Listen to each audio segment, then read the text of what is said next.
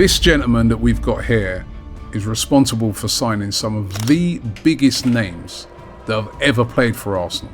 Jerome Anderson is in the building. Did you feel a change between Arsenal and Wenger? This is about a man that literally gave his life to Arsenal Football Club. He was always incredibly loyal to his players and to the board. Was he too loyal? Charlie introduced me to a 15-year-old David Rollcaster. Oh, wow. He brought him into my office one day and he went, listen, I want you to look after him like a dad. Sorry, every time I speak about David, I find it, even to this day, very, very difficult. I personally take my hat off to the manager and the players. The players needed help in January, not just the fans. I don't know if that story's ever come out.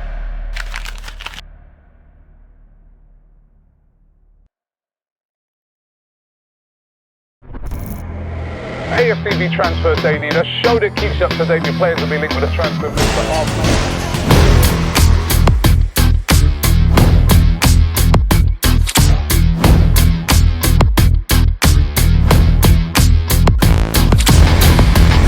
Hi and welcome along to AFTV Transfer Daily, the show that keeps you up to date with players that be linked with a summer transfer move to Arsenal.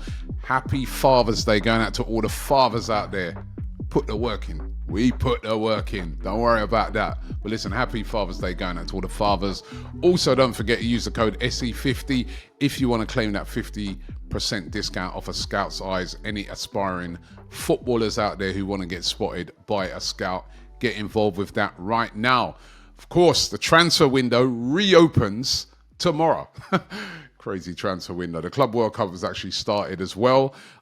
So could we see some business coming in for Arsenal? The big news yesterday was all about Victor Gyokeres, the Swedish striker. Where is he going to go? There was lots of talk about Manchester United, but Fabrizio Romano broke the news yesterday that Victor Gyokeres has prioritised Arsenal over any club this summer. He wants that move to Arsenal. That is his dream move. He doesn't want to go to Manchester United, and Manchester United have been made aware of that. Listen, it's not that United could not still come back in if Arsenal don't decide to sign him, but Gyokeres has made it clear his priority is to sign for Arsenal this summer. That's probably why you've seen a lot of discourse this week about the fee and the disagreements between him and the president of the club. Is looking a little bit clearer now because he looking for that move to Arsenal. So could this be the problem? That, you know, it is the fee that is putting off Arsenal right now.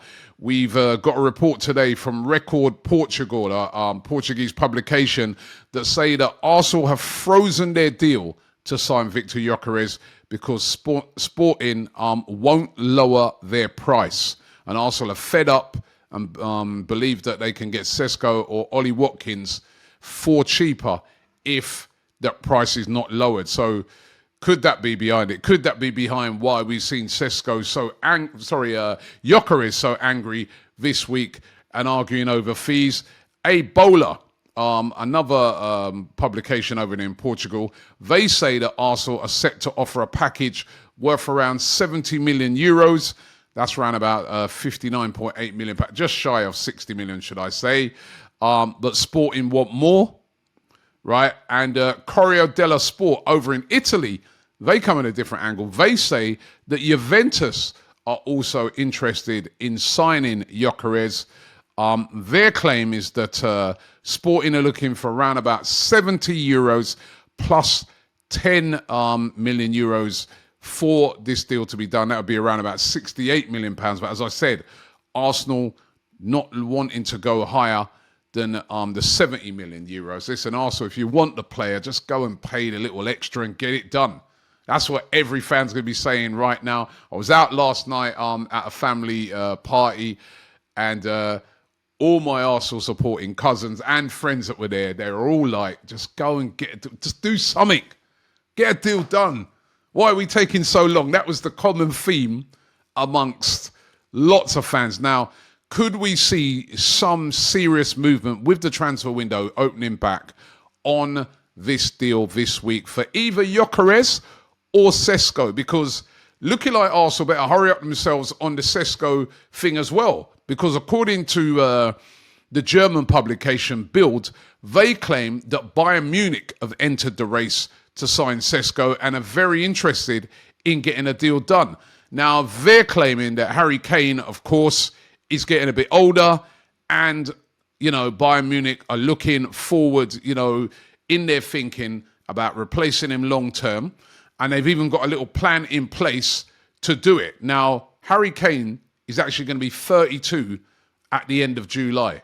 That is getting on, you know what I mean? And if you watch Harry Kane nowadays, the way he plays, he drops a lot deeper. He's not that, in the box striker as much as he used to be back in the day. Still scoring the goals, by the way, but drops a lot deeper.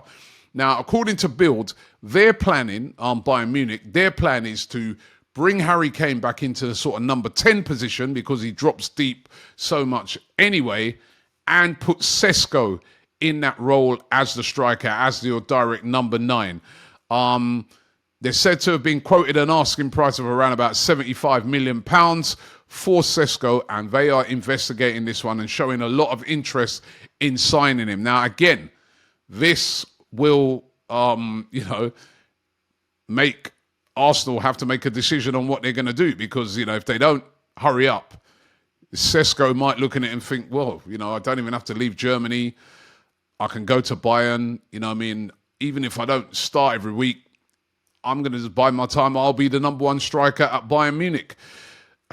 Or is this something that's been put in there by Sesko's agent to hurry up Arsenal? Because we've been told that Sesko wants to move to Arsenal. What are Arsenal going to do? Is it going to be Gyokeres? Is it going to be Sesko? I'm going to repeat that poll that I did in the very first week when I started the transfer window shows, which was, who do you want? Let me know. Do you want Gyokeres or do you want Sesko? This is my updated poll on this. If you want Gyokeres, put sign Gyokeres in the comments. If you want Sesko, put sign Sesko. I'll reveal tomorrow what you guys have said, but who do you want? Gyokeres or Sesko? I've said from the beginning, my preferred player is Gyokeres. He's got the goals. The goals are there. That's my choice, but don't let me influence you. I want to hear from you guys. There's great cases for both players. At the end of the day, I want a striker. That's what I want. Now, what about a left winger? We know that that's the other position that Arsenal are really, really interested in getting done. According to Team Talk, they claim today that Andrea Berta has contacted AC Milan to understand the situation regarding Rafael Leao. Now, there's lots of rumours that Rafael Leao could leave AC Milan this summer. Bayern Munich has been said to be the club that's been right at the front of those sort of plans to try and bring him in. But he's seen as a plan B by Arsenal if they can't get Nico Williams, which is looking increasingly unlikely with Barcelona right at the front of the queue. Arsenal are prepared to go big on a left winger this summer and are interested in Rafael Leao. I'll have to say, I'd be excited by a signing like that. 25 years of age. You can see it's a player of so much talent.